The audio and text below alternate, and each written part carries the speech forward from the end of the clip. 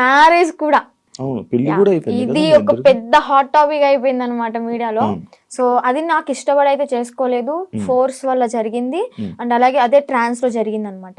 మీడియాలో నేను చూసాను ఆ వీడియో కూడా, హ్యాపీగా నవ్వుకోవడం, కొన్ని కొన్ని వర్డ్స్ పెళ్లి నవ్వుతూనే చేసుకున్నాను అని చెప్పావు కూడా. బయటికి నవ్వుతున్నాను, బట్ లోపల ఏం జరుగుతుందో నాకు తెలియదే. టోటల్ ఇన్ఫ్లుయెన్స్ అయిపోయాను నేను. చెప్తే నమ్మరు మీరు, టోటల్ అంటే టోటల్ ఇన్ఫ్లుయెన్స్ అయిపోయా. చేసినంత చేసి ఇప్పుడు చూడు నీతులు చెప్తుంది అనుకోవచ్చు మీరు, కాకపోతే ఇదే నిజం, 100% ఇదే నిజం.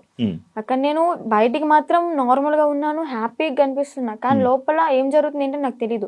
ఈవెన్ మా అమ్మ నాతో మాట్లాడాలి అన్న ఫోన్ ఉండేది కాదు, యూట్యూబ్ ఓపెన్ చేయనిచ్చేవాడు కాదు. ఎందుకంటే యూట్యూబ్ ఓపెన్ చేస్తే మా అమ్మ నాన్న ఏం మాట్లాడుతున్నారు, నా గురించి ఎంత బాధపడుతున్నారు అన్ని తెలుస్తాయి కదా. మళ్ళీ నేను ఆ వేలో థింక్ చేసేస్తాను కదా, అందుకని నాకు ఫోన్ కూడా ఇయ్యలే అనమాట.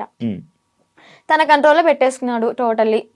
ఇంకా చిన్న చిన్న ఇష్యూస్ వల్ల పోలీసులు వచ్చారు, పట్టుకున్నారు. పట్టుకున్న తర్వాత December 22 అనుకుంటా, సో ఏప్రిల్ 2024 ఏప్రిల్ 22 పోలీసులు వచ్చారు, పట్టుకున్నారు. ఇంకా 23rd మార్నింగ్ వచ్చేసాం బుధవారం.